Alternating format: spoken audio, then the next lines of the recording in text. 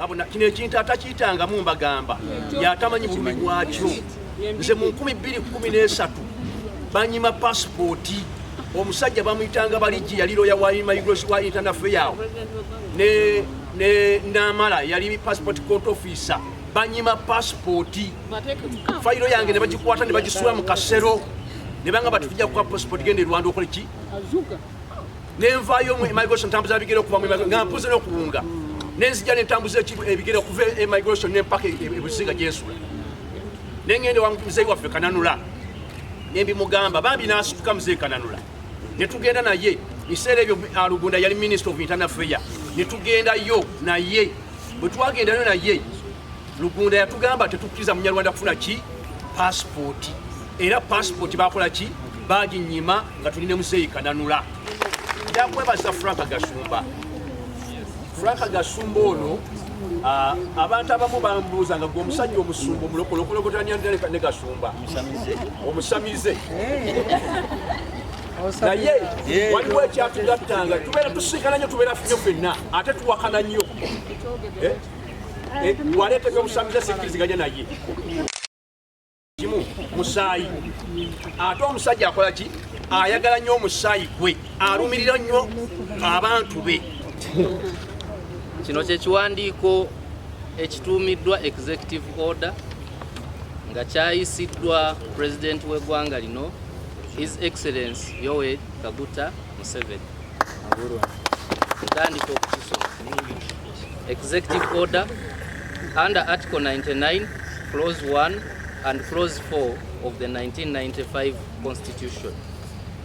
Directive on legal and administrative processes and procedures to be followed in the issuance of identification documents to Ugandan citizens.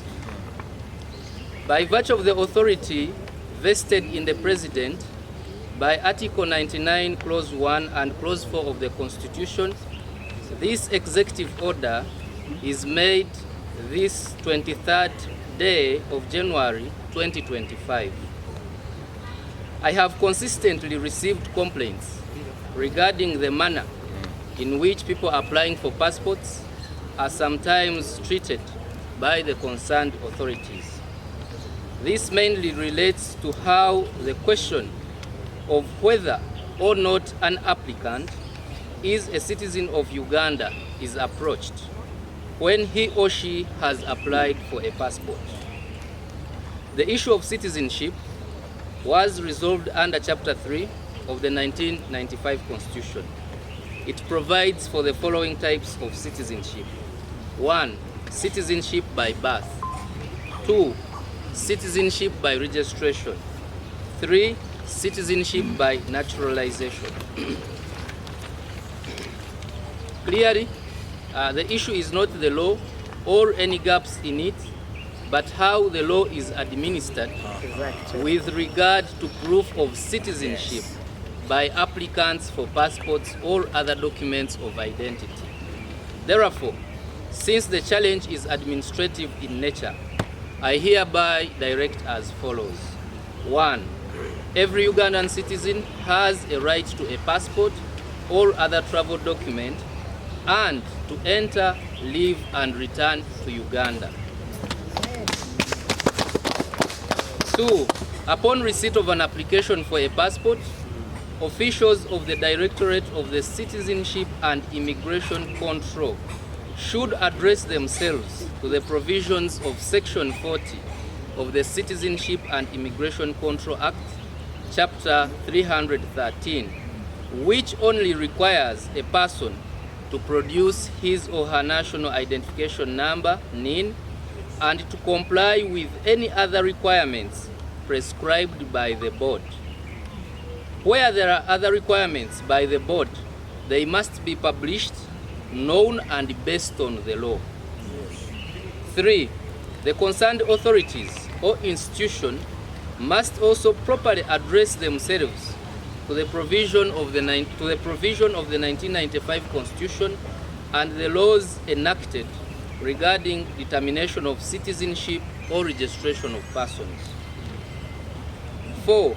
All administrative processes through which a person might be required to prove citizenship, especially by birth, must uphold the dignity of all persons, and no requirement not provided for or contemplated under the law should be applied. 5. Immigration officials should be mindful that citizenship by birth is inherent and not given by the immigration officers.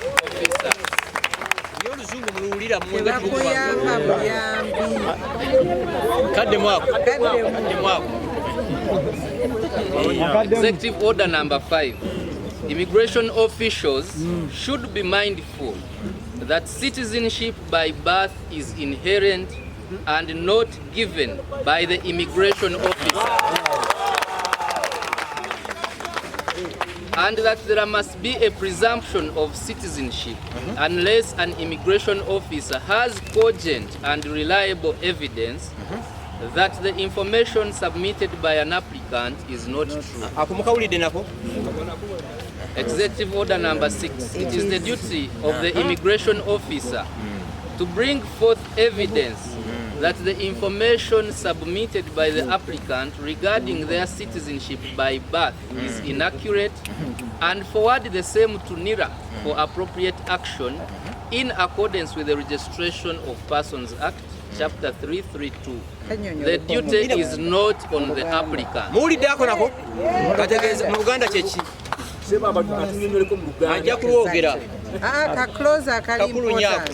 Okakasa nti oli munnayuganda si gwe applicant. No, oli bw'aba agamba nti oli munnayuganda y'alina okuleeta mukawuliddeako yeye abaleeta obukakafu si kubukutu bakwe.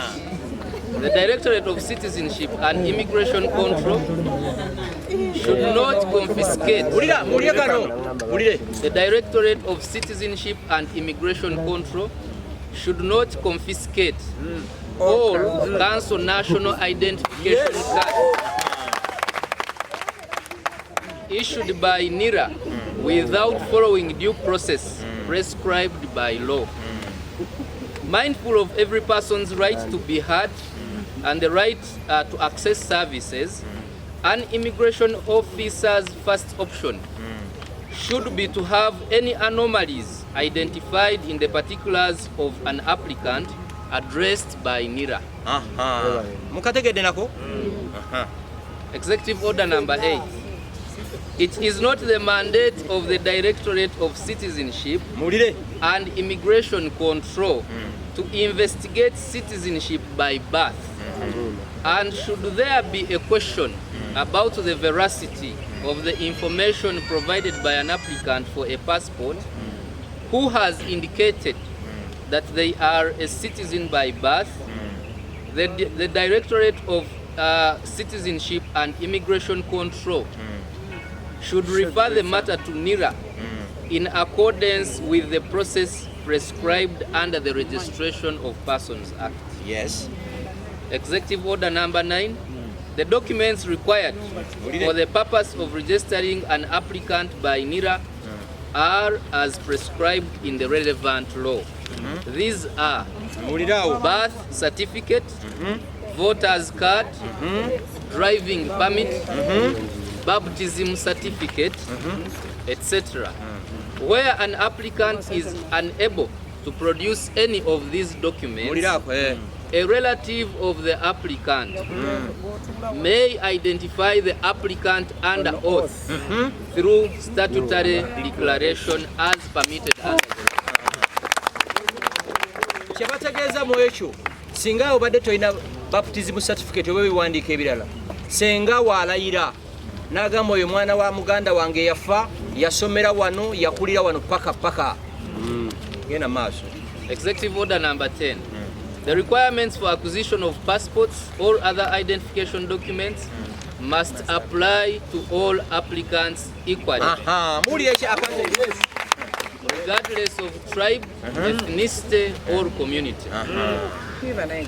Executive order number 11. Simba wakati ekintu kiddemu abantu bategeere kyekitegeeza. Number 10 kyetegeeza nti ebisaanyizo by'omuntu ayagala okufuna passport oba ekiwandiiko kyonna ekirala ekimwogerako biina okubeera nga byebimu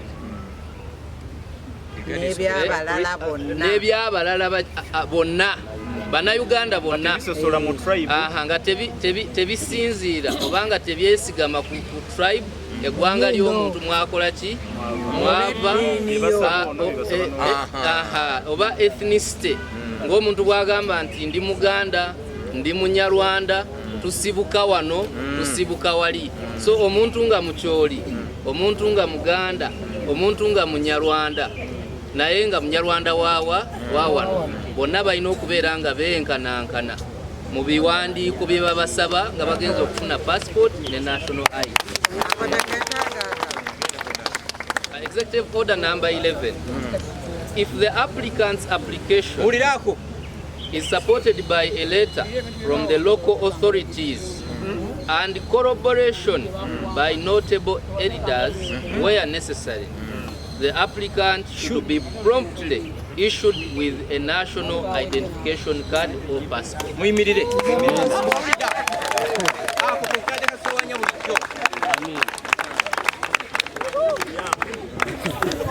The local authority.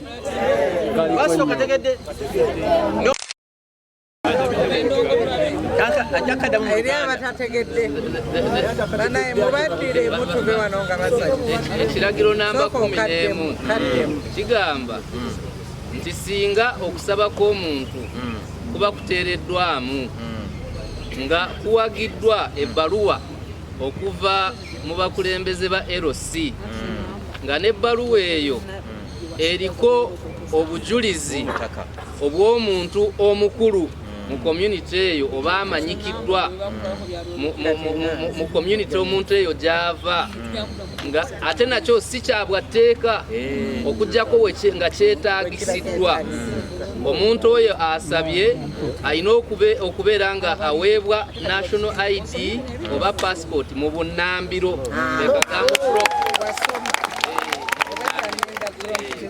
So, President Nagamba, the local authorities in this case are the chairperson, local council 1, the chairperson, local council 3, the Gombolola internal security officer, and the resident district commissioner. Ebiwandiiko bye mulina okufuna kirina okuba nga kivudde ewa LC1, LC3, ewa GISO n'ewa RDC. Nagamba, if in future it is proved that a person issued with an identification document or passport is not a citizen, the national identity card or passport can be cancelled. Beautiful. Order Sembayo, Executive Order number 12.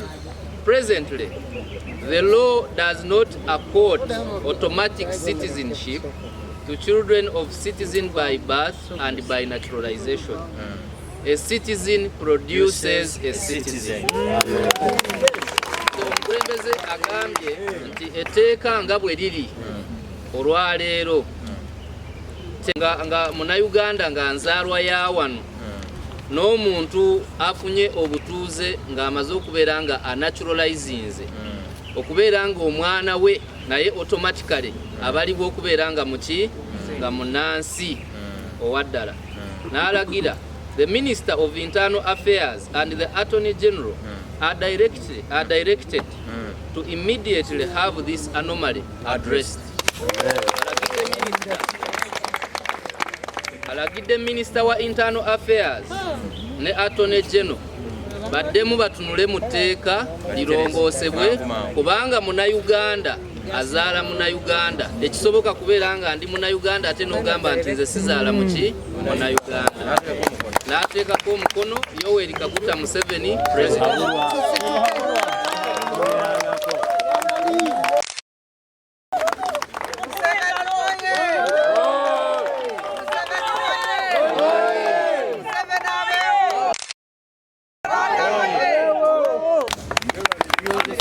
In summary, we are extremely happy.